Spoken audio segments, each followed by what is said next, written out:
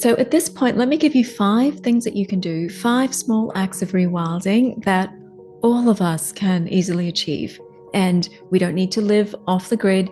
We don't need to move into the pilgrim lifestyle, live in a forest to rewild our lives. Many of the most powerful rewilding practices are actually simple and available to you right now, wherever you may be.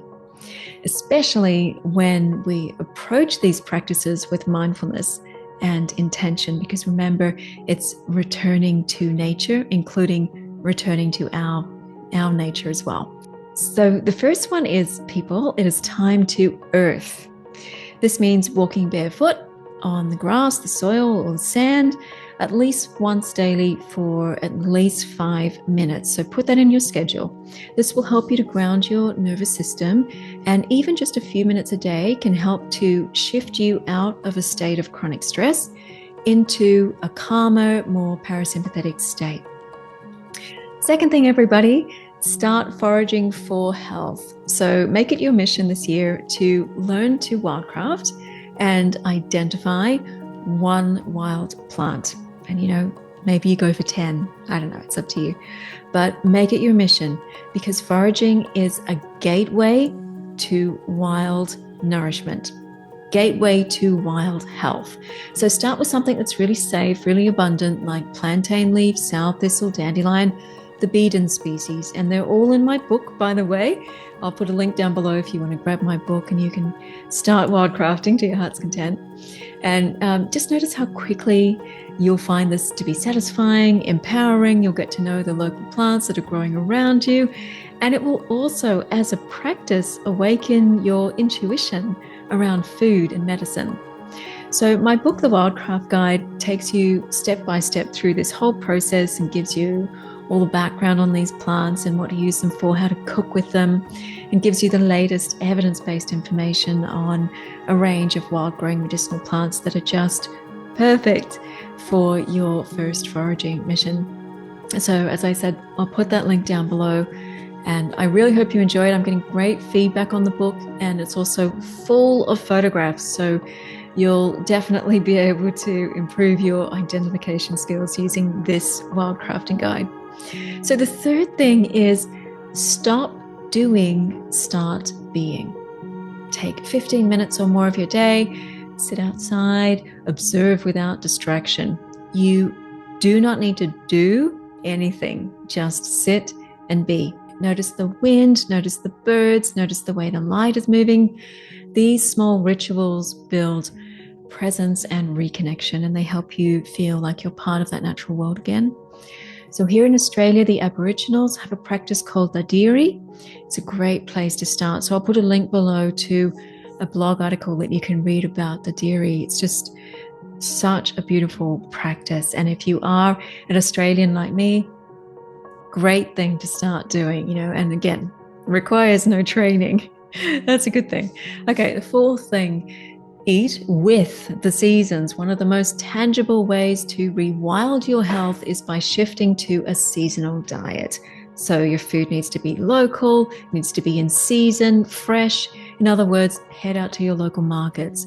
You'll get more nutrients, dense food, and you'll be supporting your body as the environment changes, you change with it.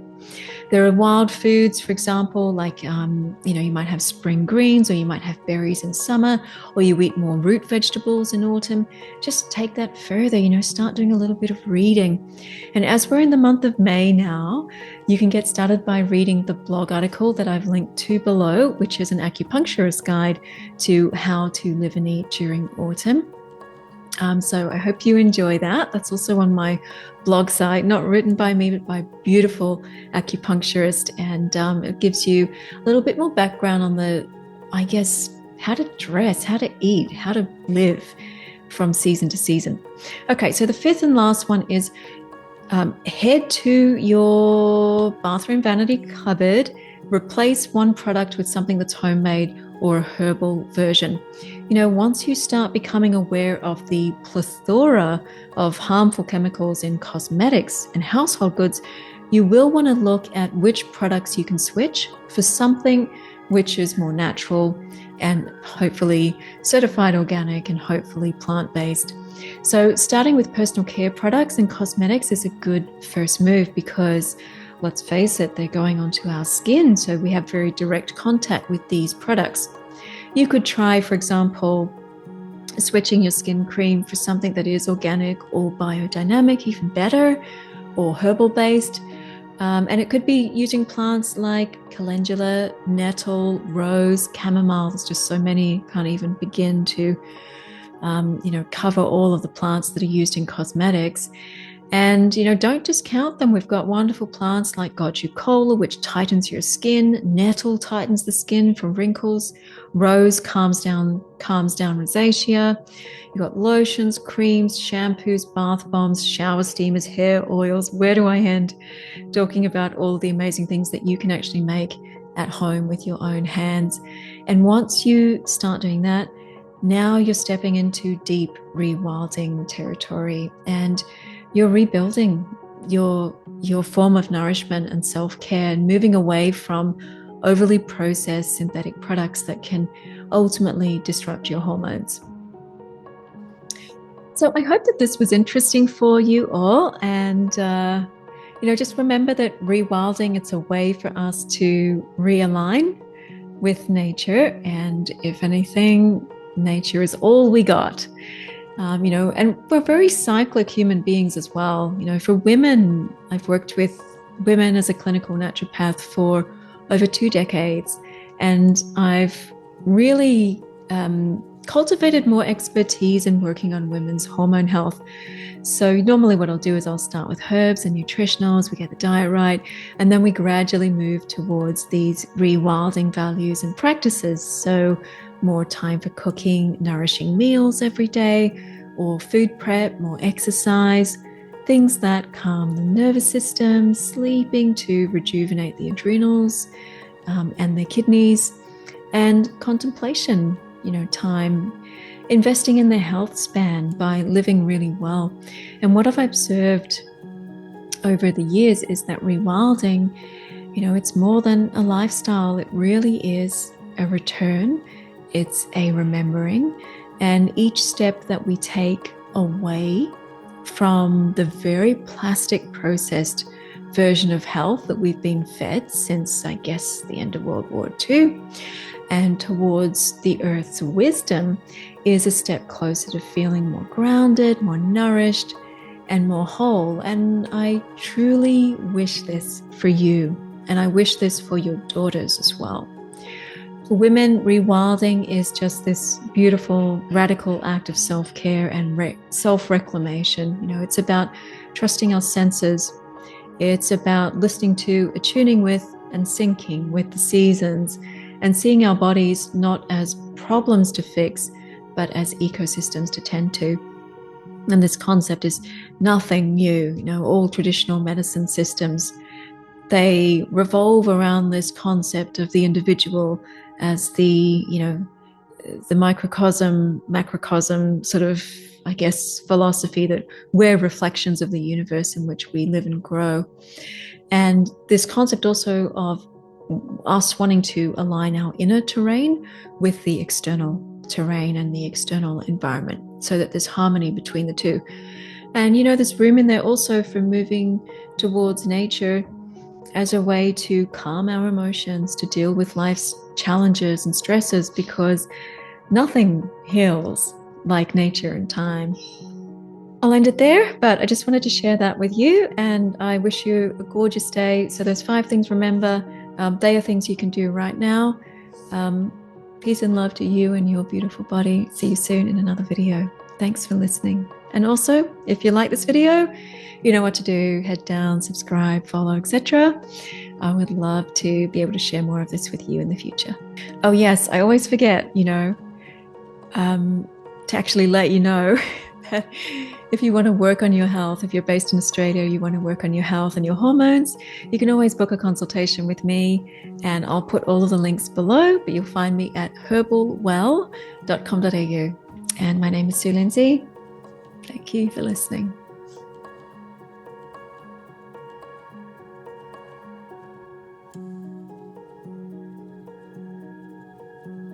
So let me just finish up by talking a little bit about women and wildcrafting.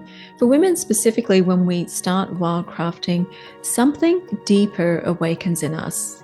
Our menstrual cycles, fertility, libido, our emotional states, they're all influenced by the wild, by light, by food, by rest, recuperation, by rhythm as well. The rhythm of the moon, for example, is just, one instance of where we see the cycles in nature. So rewilding brings us back into alignment with all of these natural ebbs and flows. By spending more time outdoors, by eating more clean, by preparing our own food, by eating more intuitively as well, and by using herbs and foods that are really energetically alive, we lower our toxin load. This is great news for our livers, which are currently struggling to deal with the amount of stuff they have to process. It gives our endocrine system a bit of a rest, time to recalibrate, and a wild diet rich in plants that have had to survive in the wild. So they're rich in minerals, bitters, phytonutrients, antibacterial, chemicals. All these foods really nourish our systems, and particularly our reproductive systems. And stress, even just to look at nature bathing, nature walking, stress is one way that our cycles start getting dysregulated. So when we lessen stress, we get more body awareness, we get less PMS, we get improved fertility, and all of these become these small acts of reconnection, to bring us back to our inner nature, which is such a precious thing for women. Oh yes, I always forget, to actually let you know that if you want to work on your health, if you're based in Australia, you want to work on your health and your hormones, you can always book a consultation with me, and I'll put all of the links below, but you'll find me at herbalwell.com.au. And my name is Sue Lindsay. Thank you for listening.